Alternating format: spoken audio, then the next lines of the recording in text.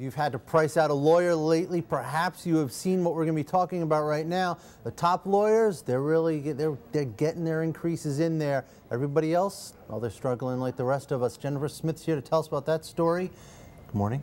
Good morning. How are you? I'm fine, thanks. So this is interesting. The top lawyers are raising their prices, and it's sticking. Yep, they're getting clients to pay for it. And those at the bottom end are having a much tougher time. Those in the middle are actually doing all right. They're kind of chugging along, but it's interesting in a climate where clients had really been pushing back on legal bills. But apparently, when you want the best, you're going to pay for the best. Could you explain a little bit about afford the best to begin with? About what kinds of services are commanding these rates of $800, $900, $1,000 an hour? Sure. These are lawyers with a lot of expertise in sort of tax issues. They're solving knotty problems that could save companies maybe billions of dollars. You know, if you have a giant antitrust case where your company could just, get destroyed if you don't win. These are the sort of like the bet the company kind of cases. These are where you get these lawyers that are commanding upward of $1,000 an hour. So those are the deep pockets that can afford that kind of money.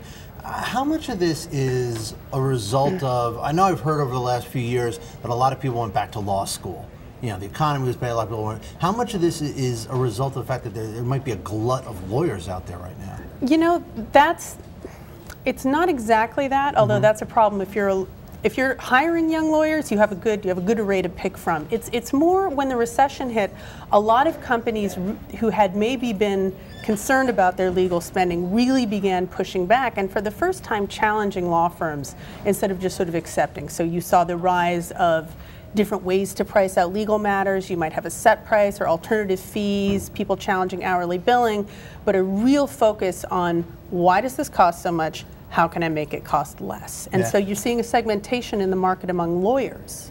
Now, what kind of services are not commanding a lot of price increases? Well, these are sort of your more routine matters, maybe a bunch of fairly routine contracts, maybe in a field like intellectual property, there's really high-end stuff, the kind of cases that are happening with Apple and Samsung.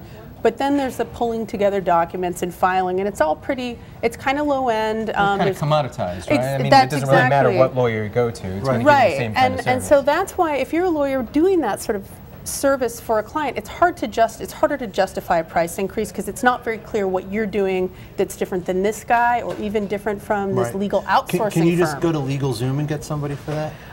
It depends. Is that possible?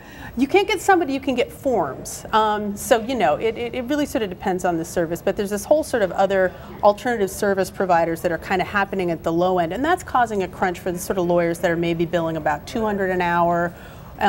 Things are also, one of the other things that emerged from this report that some of these numbers are off is that if you're in New York or LA or Silicon Valley, pretty good. Your average prices are really well. If you're in Tulsa, the average price for a partner in Tulsa was like $246 an hour, which maybe sounds great to you or I, but for a lawyer, even in Tulsa?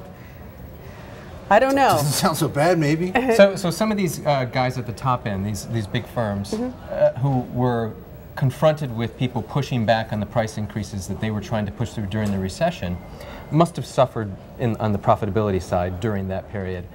Are the price increases now enough to make them more successful, more profitable? It's a good point.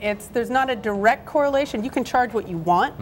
Whether or not you can get your client to pay or pay a bill in full is a different thing. So what you may see at some of the high end of these firms are really upping their rates, but maybe they're also cutting discounts or doing alternative fees. Maybe they're not that good at collections. So it's an element of profitability, but it's not a direct correlation.